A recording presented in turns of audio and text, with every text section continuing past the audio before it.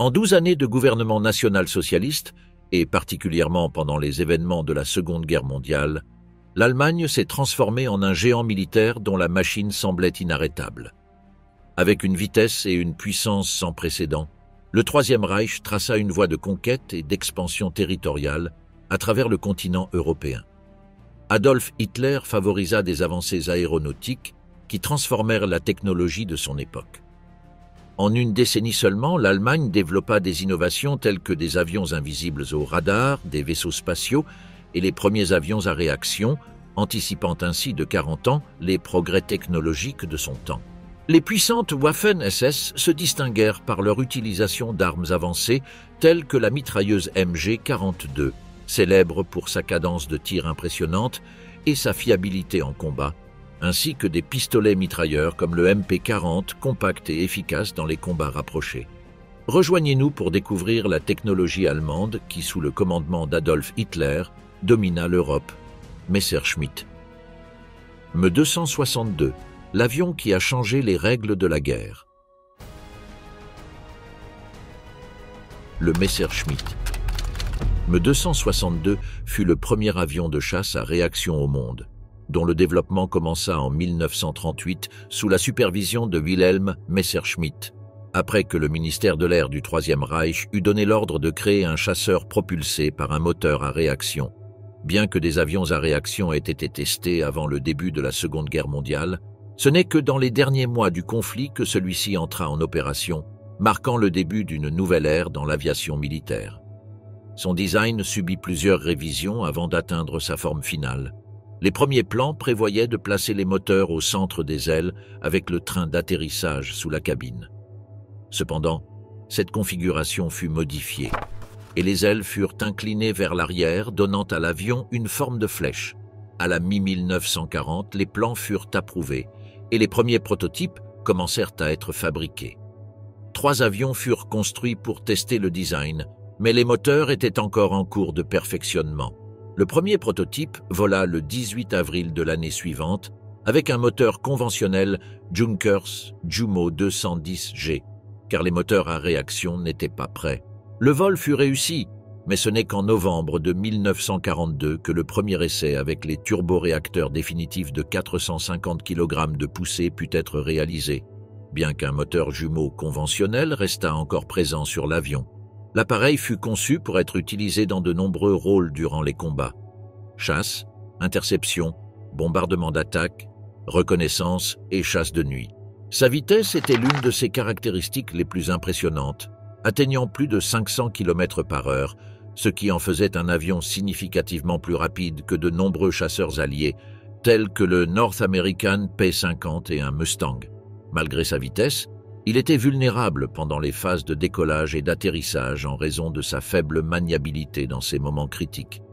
Ainsi, les aéroports où il opérait étaient protégés par d'autres chasseurs, tels que le Focke-Wulf 190 D9. Sa production en série débuta à partir de juillet de 1944, et entre 1400 et 1500 unités furent fabriquées, bien que seulement environ 300 furent réellement en service opérationnel durant le conflit. Malgré son usage limité, le Me 262 réussit à abattre plus de 500 avions alliés.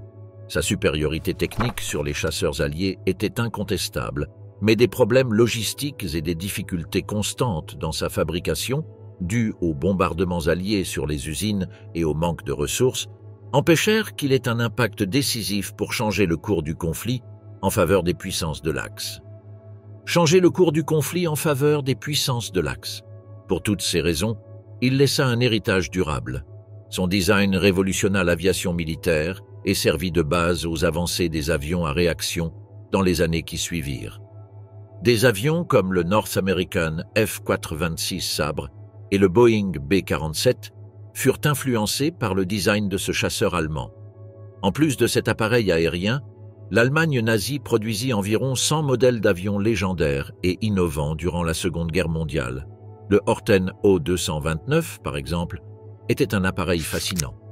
Conçu sous la forme d'une aile volante, il présentait un design révolutionnaire et disposait de 2 mécanismes de propulsion, les frères Horten, Reymar et Walter, lui donnèrent une structure aérodynamique qui lui permettait d'attaquer rapidement et puissamment l'ennemi. Sa construction en bois contreplaqué le rendait léger et en même temps stable, lui conférant une capacité de charge notable. Le Bachemba 349 était une autre innovation remarquable. Cet avion avait la capacité de décoller verticalement et, après son attaque, le pilote pouvait être évacué grâce à un système de parachute. Cependant, seuls quelques prototypes furent construits, car il fut conçu dans les derniers temps du régime national-socialiste. Force de choc, l'innovation et l'héritage des chars dans la guerre moderne. L'évolution des chars a commencé pendant la Première Guerre mondiale, un conflit qui a vu la création des premiers modèles de véhicules blindés conçus pour répondre aux difficultés liées à l'avancée sur des terrains parsemés de fils barbelés et de fortifications équipées de mitrailleuses. Les Britanniques furent les pionniers dans le développement de ces véhicules, avec des officiers comme Ernest Swinton et Maurice Hankey jouant un rôle clé dans la conceptualisation des premiers prototypes. Le premier char de combat britannique, le Little Willie, n'était pas adapté au champ de bataille, mais il a servi de base pour le Big Willie. Ce dernier est devenu le prototype fondamental qui a conduit à la création du Mark I, le premier char opérationnel. Au cours des années 20 et 30, les chars ont continué à évoluer, en particulier en France et en Allemagne. Un modèle essentiel fut le Renault FT-10-7 français, qui a révolutionné le design des chars en introduisant une tourelle centrale capable de pivoter sur 360 degrés, une caractéristique qui perdure dans les chars modernes. Avec le déclenchement de la Seconde Guerre mondiale, l'évolution des chars atteignit de nouveaux sommets, notamment dans l'Allemagne nazie, qui expérimenta avec des modèles toujours plus avancés pour répondre aux exigences du conflit. Sous la direction du général Heinz Guderian, la Wehrmacht perfectionna l'utilisation des chars comme une force autonome, capable d'avancer rapidement et de percer les lignes ennemies.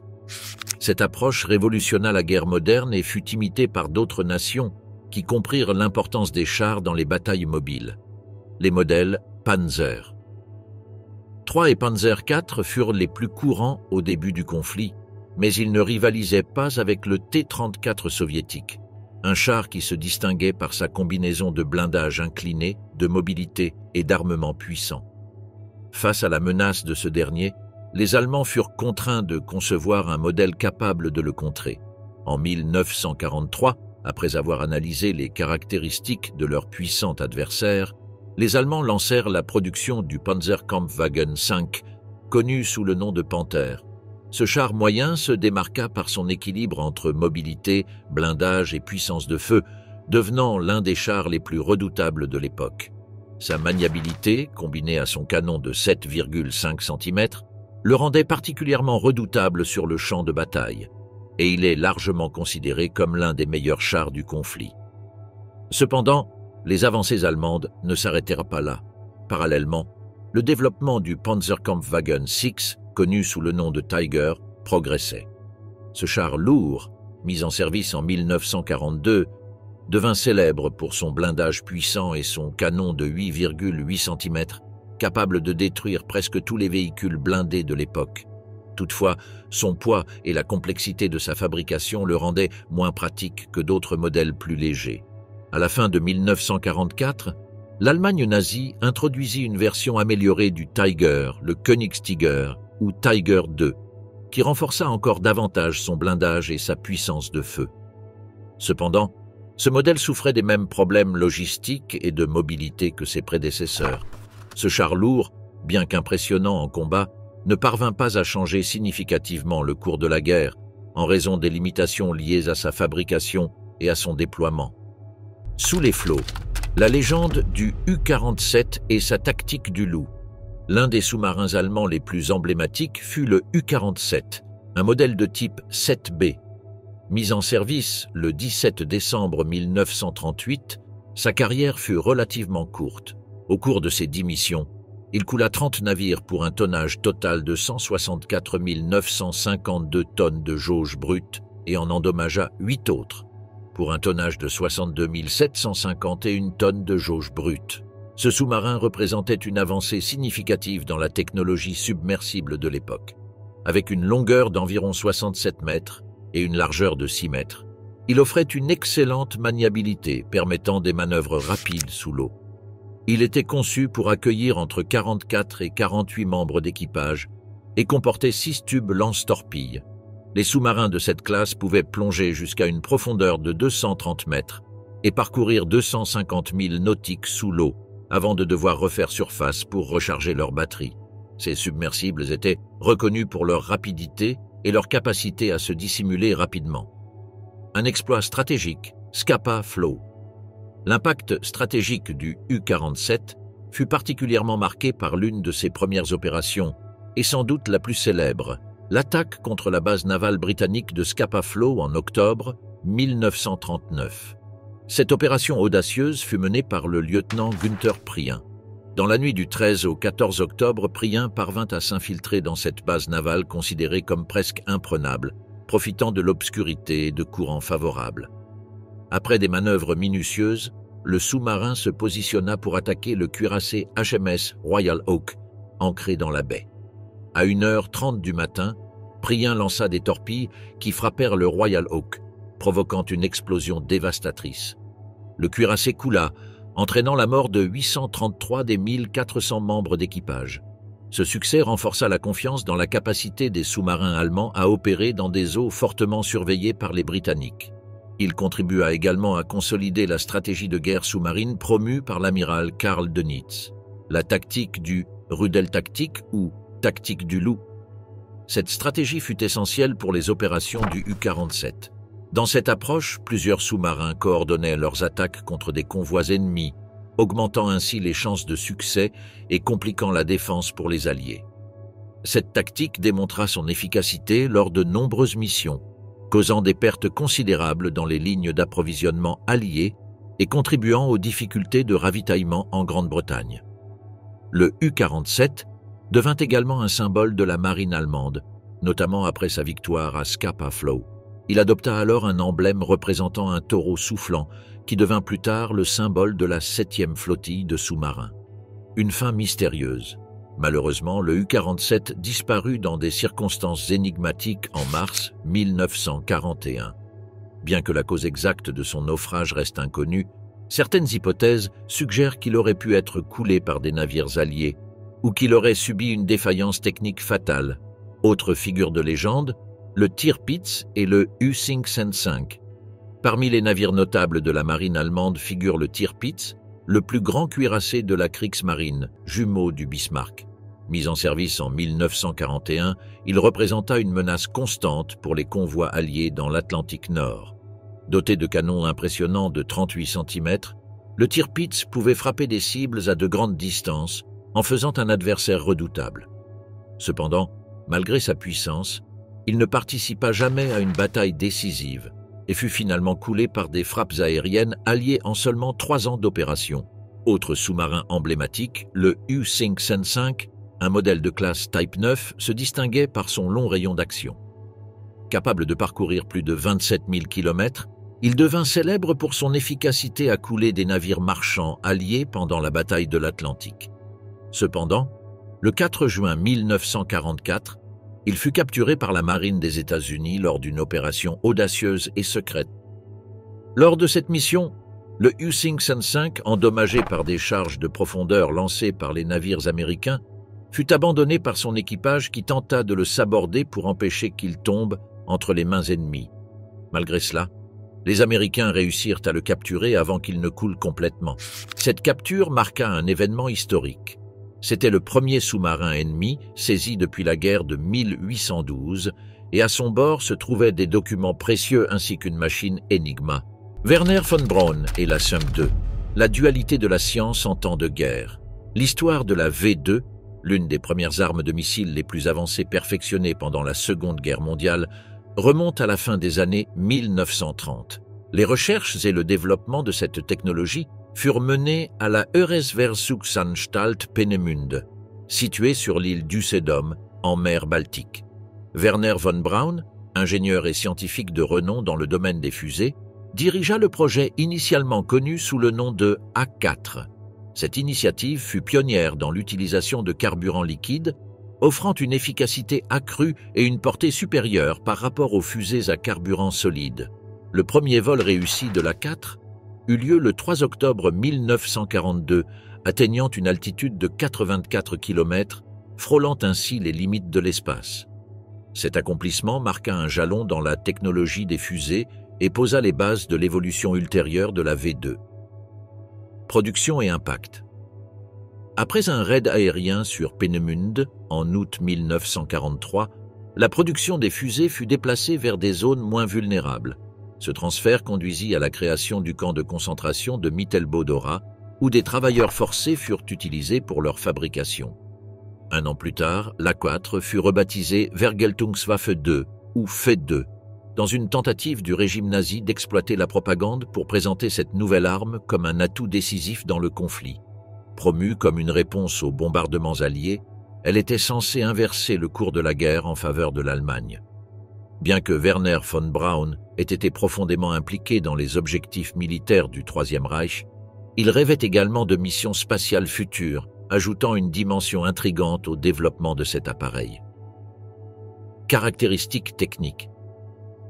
Sur le plan technique, la V2 fut l'un des premiers grands missiles à utiliser du carburant liquide. Avec une longueur de 14 mètres et un diamètre de 1,65 m, elle pesait entre 12 700 et 12 900 kg lorsqu'elle était complètement chargée. Sa capacité de charge utile atteignait 750 kg, avec une portée approximative de 300 km. La V2 pouvait atteindre une altitude de 80 km et avait un temps de vol d'environ 320 secondes. Son système de propulsion se composait d'un moteur à carburant liquide utilisant un mélange d'alcool et d'oxygène liquide. Ce moteur générait une poussée d'environ 270 kN, soit l'équivalent de 650 000 chevaux. La fusée pouvait atteindre des vitesses allant jusqu'à 5500 km/h, la rendant presque impossible à intercepter. La V2 fut conçue comme le premier missile balistique au monde, ce qui signifie que sa trajectoire ne pouvait être modifiée une fois lancée. En suivant une trajectoire parabolique, elle pouvait atteindre des cibles à grande distance avec une précision élevée. Premières opérations. Les premières attaques de la V2 commencèrent en septembre 1944, ciblant principalement Londres. Ces assauts faisaient partie d'une stratégie visant à démoraliser la population britannique et à réduire la pression exercée sur les forces allemandes. La V2 représenta un tournant significatif, car elle était pratiquement indétectable par les systèmes de défense de l'époque. Sa capacité de destruction fut dévastatrice, causant des milliers de morts civiles et des dégâts considérables aux infrastructures. Cependant, malgré son impact, elle ne parvint pas à modifier de manière décisive le cours de la guerre. À la fin de mars 1945, peu avant la fin des hostilités en Europe, plus de 3005 avaient été tirés, principalement sur Londres et le port d'Anvers. On estime que ces attaques causèrent entre 8000 et 12 000 morts à Londres et entraînèrent la destruction de milliers de bâtiments. Héritage. La V2 est probablement l'un des exemples les plus emblématiques des avancées technologiques de l'époque. Elle a laissé un héritage durable dans l'histoire de l'aérospatiale, posant les bases des développements modernes dans la technologie des fusées. Chiffrement et conflit. L'Enigma comme arme secrète du Troisième Reich. La machine Enigma fait son apparition dans l'histoire en 1918 lorsque l'ingénieur allemand Arthur Scherbius dépose le brevet de son invention. Initialement conçue pour des applications commerciales, Scherbius reconnaît le potentiel de cette technique de chiffrement pour sécuriser les communications. 5 ans plus tard, il fonde la Chiffrier Maschinen Aktiengesellschaft, connue sous le nom de Chima AG, afin de commercialiser son invention. Le premier modèle produisait des textes codés sur papier, semblables à une machine à écrire. En 1924, une version améliorée est présentée, affichant les lettres via des lampes, ce qui rend son utilisation plus simple et accessible aux opérateurs. Fonctionnement de l'Enigma. L'Enigma repose sur un système de rotor qui permet de chiffrer les messages en combinant des connexions électriques complexes. Chaque rotor comporte 26 contacts de chaque côté, reliés par des câbles formant des circuits électriques. Lorsqu'une lettre est pressée sur le clavier, un courant électrique circule à travers les rotors, étant redirigé par leur câblage interne avant de passer au suivant. Cette configuration assure que chaque lettre soit remplacée par une autre créant un chiffrement efficace et difficile à décrypter. À partir de 1926, la marine allemande est la première à adopter cette machine, suivie par la Luftwaffe et l'armée de terre. L'Enigma devient rapidement un outil indispensable pour garantir la sécurité des communications militaires. Des améliorations technologiques sont apportées pour répondre aux besoins spécifiques des forces armées. L'une des modifications les plus significatives est l'ajout d'un panneau de connexion secret, permettant des permutations supplémentaires et augmentant ainsi la sécurité. Ces modifications mènent au développement de l'Enigma 1, officiellement adopté par la Reichswehr le 1er juin 1930. Son intégration dans les forces armées ne constitue pas seulement une avancée technologique, mais aussi un avantage stratégique majeur pour l'Allemagne à l'aube de la Seconde Guerre mondiale. Production et utilisation militaire. On estime qu'entre 100 000 et 200 000 unités de la machine ont été produites, ce qui en fait un outil largement utilisé tout au long du conflit. L'Enigma permet aux forces allemandes de transmettre des ordres et des informations confidentielles incompréhensibles pour l'ennemi. Cela est particulièrement crucial lors d'opérations stratégiques où la sécurité des informations sur les mouvements de troupes et les plans d'attaque est vitale. Un domaine d'utilisation particulièrement notable est celui des sous-marins. La flotte de sous-marins allemandes, souvent déployée en groupes appelés « tactiques de meute », nécessitait un moyen de communication sûr pour coordonner ces opérations. L'Enigma permettait aux commandants de transmettre des ordres et des renseignements sur les navires ennemis de manière rapide et sécurisée. Cette capacité a contribué aux succès initiaux des sous-marins allemands, un excès de confiance fatal. Les hauts dirigeants allemands croyaient fermement à l'invulnérabilité de l'Enigma. Convaincus que leur message codé était indéchiffrable, ils continuèrent à l'utiliser, ignorant que les Alliés avaient commencé à percer leur code.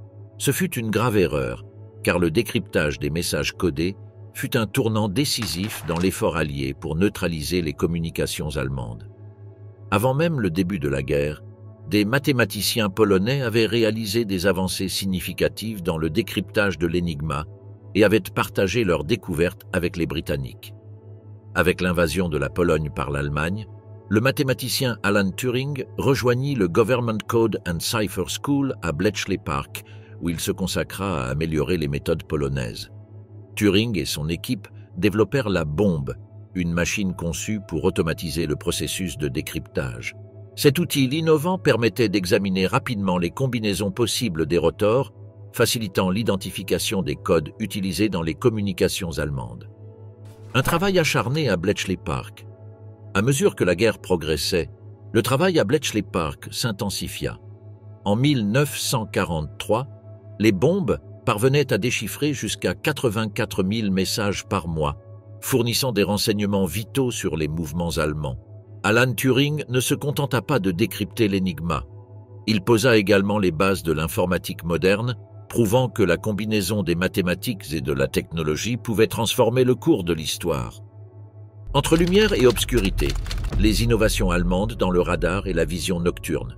Le Freya radar, perfectionné avant la Seconde Guerre mondiale, fut l'un des premiers systèmes de ce type utilisé par le Troisième Reich. Son nom, inspiré de la déesse nordique Freya, reflétait son importance stratégique. Ce radar offrait une couverture complète de 360 degrés et fonctionnait sur une fréquence comprise entre 120 et 130 MHz, avec une puissance d'impulsion allant de 10 à 15 kWh. Bien que sa portée puisse atteindre jusqu'à 160 km, l'avantage principal du Freya résidait dans sa capacité à être entièrement mobile, lui conférant une flexibilité essentielle pour s'adapter aux conditions changeantes du champ de bataille. Le rôle stratégique du Freya radar. Le Freya radar joua un rôle clé dans la défense aérienne allemande, permettant une alerte précoce face aux attaques aériennes. Cela améliorait la coordination et la réponse face aux ennemis, en particulier dans l'interception des avions alliés. Intégré dans la Kamüber-Linie, un système complexe de stations radar, de chasseurs nocturnes et de batteries de flak, le Freya contribua de manière cruciale à renforcer la coordination entre différentes unités de défense. Cependant, le Freya présentait de sérieuses lacunes, notamment son incapacité à déterminer avec précision l'altitude des avions ennemis, ce qui le rendait moins performant que le système britannique Chain Home en matière de localisation exacte. De plus, Il était vulnérable aux interférences causées par les Dupel, de fines bandes d'aluminium utilisées par les Alliés pour perturber les radars allemands. Ces limitations réduisirent considérablement son efficacité pendant les dernières étapes du conflit. Malgré ses défauts, le Freya contribua à améliorer la réactivité des forces allemandes, bien qu'il n'atteignît jamais la précision ni la fiabilité des systèmes plus avancés qui suivirent. Des versions améliorées, telles que le FUMG 401 et le FUMG 41, furent développées. Elles incorporaient des réseaux d'antennes supplémentaires pour améliorer la portée et la précision, répondant ainsi à certaines des limitations du modèle initial. Le Zielgeret 1229 Vampire, une avancée dans la vision nocturne. Le Zielgeret 1229, connu sous le nom de Vampire, marqua une avancée significative dans les capacités militaires nocturnes de la Wehrmacht. Ce dispositif de vision nocturne active fut conçu pour être intégré au célèbre fusil d'assaut allemand, le Sturmgewehr 44. Le Zielgeret 1229 utilisait une technologie d'éclairage actif pour produire des images dans l'obscurité, permettant aux soldats allemands de combattre efficacement dans des conditions de faible visibilité. Cette innovation offrait un avantage tactique notable, autorisant des attaques surprises et une défense plus efficace de nuit. Cependant, la production de ce dispositif fut extrêmement limitée en raison de sa complexité de fabrication et des ressources insuffisantes du Troisième Reich dans les dernières années de la guerre. Seul un petit nombre de soldats put bénéficier de cet appareil, réduisant ainsi son impact global sur le conflit.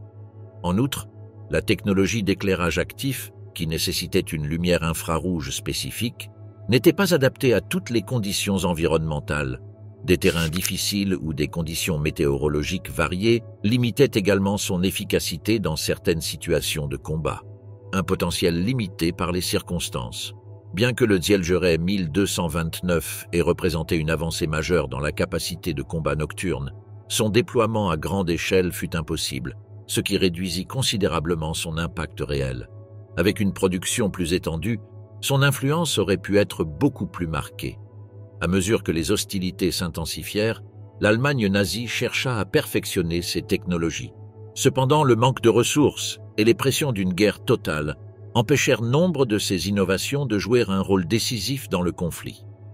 Arme de précision, l'innovation et les limites de la Fritz X. La Fritz X fut l'une des armes les plus innovantes développées par le Troisième Reich, marquant une étape importante dans l'évolution des munitions de précision durant la Seconde Guerre mondiale. Son développement s'inscrit dans un contexte où la guerre aérienne s'intensifiait, les puissances de l'Axe cherchant à contrer la supériorité croissante des Alliés dans ce domaine. Cette bombe fut conçue par l'ingénieur allemand Max Kramer, sous la direction de l'entreprise Ruhrstahl, avec pour objectif de fournir une solution efficace pour détruire les navires ennemis puissants et bien protégés, représentant un défi considérable pour les armes conventionnelles de l'époque. La Fritz X fut la première bombe guidée produite en série au monde. Ce type de missile, lancé depuis un avion, était spécialement conçu pour attaquer les navires blindés. Elle pesait environ 1570 kg, mesurait 3,5 mètres de longueur, avec une envergure de peu plus d'1,5 mètre.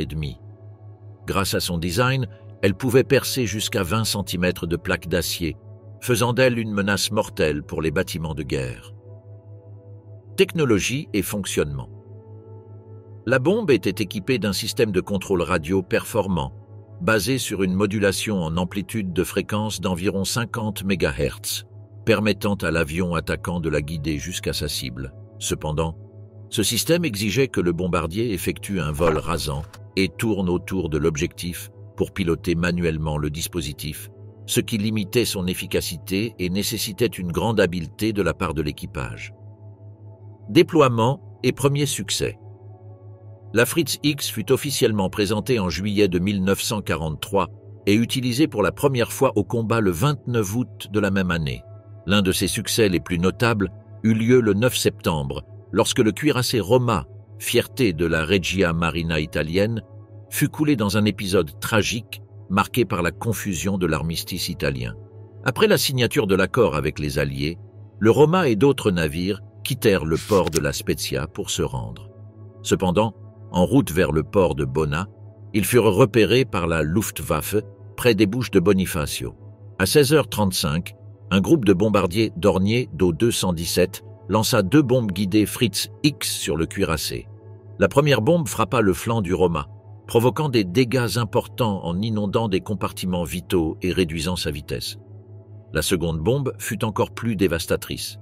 Elle atteignit la soute à munitions, déclenchant une explosion catastrophique qui désintégra une partie du navire et tua instantanément des centaines de marins, dont l'amiral Carlo Bergamini. Le Roma se brisa en 2 et sombra rapidement, emportant avec lui plus de 1000 membres d'équipage. Limites et défis de la Fritz X. Malgré ses avancées technologiques, la Fritz X souffrait de nombreuses contraintes logistiques et tactiques. Premier, manque d'avions adaptés. Le principal obstacle résidait dans la pénurie d'avions capables de transporter et de larguer cette bombe, ce qui limitait son déploiement sur le champ de bataille. Deuxième précision limitée. Bien que novatrice, sa précision était relativement faible, réduisant son efficacité dans certaines situations. Troisième risque pour les avions. La nécessité pour les avions de voler à basse altitude au-dessus de l'objectif les exposait à des défenses antiaériennes accrues. Évolution. La Henschel HC-293, une autre arme. La Henschel HC-293 fut développée parallèlement à la Fritz X. Bien qu'elle fût également destinée à attaquer des navires, elle disposait d'un système de contrôle différent. Contrairement à la Fritz X, l'avion n'avait pas besoin de survoler la cible, car la bombe pouvait être guidée via des câbles, facilitant son utilisation et offrant des options tactiques supplémentaires. Un impact limité. Malgré les innovations qu'elles représentaient, les bombes guidées du Troisième Reich n'eurent jamais un impact décisif sur l'issue du conflit. Leurs limitations tactiques et stratégiques, combinées à la supériorité industrielle et technologique des Alliés, empêchèrent ces armes de changer significativement le cours de la guerre. Sous la peur et la loyauté, l'alliance entre l'État et l'industrie dans l'Allemagne nazie. Comment une telle innovation technique et scientifique a-t-elle pu se maintenir en pleine dévastation internationale? L'ascension du nazisme en Allemagne s'est déroulée dans un contexte historique et politique marqué par les séquelles de la Première Guerre mondiale et l'instabilité de la République de Weimar. La défaite de 1918 et les conditions imposées par le traité de Versailles avaient généré un profond mécontentement au sein de la population allemande. Naturellement, le Parti national-socialiste des travailleurs allemands, NSDAP, a profité de cette situation pour augmenter ses scores électoraux. Une fois arrivé au pouvoir, Adolf Hitler s'est empressé de démanteler la démocratie pour instaurer un régime totalitaire. Avec l'approbation de la loi des pleins pouvoirs en 1933, le gouvernement a obtenu le droit de promulguer des lois sans l'approbation du Reichstag. Cela a permis d'éliminer les opposants politiques et de consolider le contrôle sur toutes les institutions étatiques. Ce climat de peur et de loyauté a constitué une base fondamentale pour atteindre les objectifs militaires et économiques du régime. La réactivation de l'industrie de l'armement. Pour restaurer l'Allemagne en tant que grande puissance militaire, le régime nazi a réactivé l'industrie de l'armement grâce à d'importants investissements publics et à la suppression des restrictions imposées par le traité de Versailles. Le gouvernement a activement encouragé la recherche et le développement de technologies militaires, donnant lieu à la création de nouveaux systèmes d'armes. La collaboration avec de grandes entreprises s'est avérée essentielle. Des sociétés comme Messerschmitt ou Krupp ont bénéficié de contrats publics pour développer des avions et des armes, générant non seulement des gains financiers importants, mais aussi des avancées mécaniques rapides dans le domaine militaire. Un élément central de cette stratégie fut la création, en 1933, de la Metallurgische Forschungsgesellschaft, connue sous le nom de MEFO, qui servait d'instrument de financement pour les projets d'armement. Cette organisation joua un rôle clé dans le préfinancement des contrats, permettant à la Wehrmacht d'accroître considérablement ses dépenses. Rôle des scientifiques et ingénieurs. Le régime recrutait également des scientifiques et ingénieurs éminents pour accélérer les avancées technologiques. Bien que l'émigration de nombreux scientifiques juifs ait constitué une perte, d'autres experts restèrent ou furent recrutés à l'étranger. Les ingénieurs spécialisés dans des domaines comme l'électrotechnique et la mécanique réalisèrent des progrès significatifs. Pour encourager l'innovation, le gouvernement mit en place des installations et des programmes de recherche secrets. Ces programmes favorisèrent des avancées dans des technologies comme les fusées, avec des figures emblématiques telles que Wernher von Braun, ainsi que dans d'autres domaines cruciaux pour l'effort de guerre. Ces projets furent souvent développés dans des lieux isolés pour garantir la confidentialité. En 1939, les dépenses militaires atteignaient 62 milliards de Reichsmark, soit environ 23% du produit social brut. Ces investissements permirent de développer diverses innovations, notamment dans le cadre du réarmement allemand, le plan 4 ans, pilier de l'économie de guerre. La politique économique nazie, sous la direction de Hermann Göring, avec le plan 4 ans mis en œuvre en 1936, fut centrale pour orienter l'économie vers la production militaire et promouvoir l'autosuffisance. Le plan impliquait une intervention directe de l'État dans les processus de production, ordonnant aux entreprises d'augmenter leur capacité pour fabriquer des armements. Cette politique a généré une étroite interrelation entre l'État et l'industrie. Des contrats à long terme furent établis, offrant aux entreprises comme Krupp, Messerschmitt ou Daimler-Benz une base financière stable. Ces contrats incluaient des garanties d'investissement et des obligations d'achat de produits militaires, ce qui profita largement à ces sociétés. Le régime offrait également des incitations économiques, comme des subventions pour les projets militaires ou des réductions fiscales pour les entreprises impliquées dans la production d'armements. Cependant, cette dépendance vis-à-vis des contrats publics limita la capacité des entreprises à investir dans l'innovation en dehors du secteur militaire, réduisant à long terme la diversité industrielle. Les cartels obligatoires. Dès 1934, le régime imposa la création de cartels dans diverses industries pour maximiser l'efficacité de la production militaire. Cela obligea les entreprises à coopérer et à coordonner leurs capacités de production. Cette concentration de pouvoir dans quelques grandes sociétés réduisit la concurrence et permit à l'État de mieux diriger ses efforts. Exploitation et conséquences. Avec le temps, les besoins en ressources pour l'effort de guerre augmentèrent, entraînant une régulation stricte de l'économie de guerre. Les entreprises incapables de remplir les objectifs de production faisant face à des sanctions sévères. Cette pression augmenta l'efficacité industrielle, mais aussi les tensions sur les travailleurs, exacerbées par l'utilisation de prisonniers de guerre et de travailleurs forcés dans les usines. La dépendance vis-à-vis de l'industrie militaire entraîna un manque d'investissement dans les secteurs civils, provoquant des pénuries de biens de consommation pour la population. Un effondrement final. À la fin du conflit, l'économie allemande était en ruine. De nombreuses structures industrielles créées sous le régime nazi s'effondrèrent avec la défaite, mettant fin à cette alliance étroite entre l'État et l'industrie. De la victoire alliée à la guerre froide, la capture de la technologie nazie et son impact ultérieur. Après la fin de la Seconde Guerre mondiale, le monde se trouvait dans un état de transformation radicale. Les puissances alliées, victorieuses face au régime nazi, se retrouvèrent confrontées à un nouveau défi, exploiter et s'approprier l'immense savoir scientifique et technologique développé par l'Allemagne pendant de nombreuses années. Ce besoin n'était pas seulement essentiel pour reconstruire leurs propres capacités industrielles et militaires, mais il devint également un enjeu central dans l'émergence de la guerre froide entre les puissances occidentales et le bloc dirigé par l'Union soviétique. L'opération Paperclip, la capture des esprits. L'un des programmes les plus significatifs dans ce contexte fut l'opération Paperclip, menée pendant 4 ans à partir de 1945. Ce programme secret des États-Unis permit l'arrivée sur leur sol de plus de 1600 scientifiques, ingénieurs et techniciens allemands. Parmi eux figurait Wernher von Braun, célèbre pour ses travaux sur le perfectionnement de la fusée FAF-2.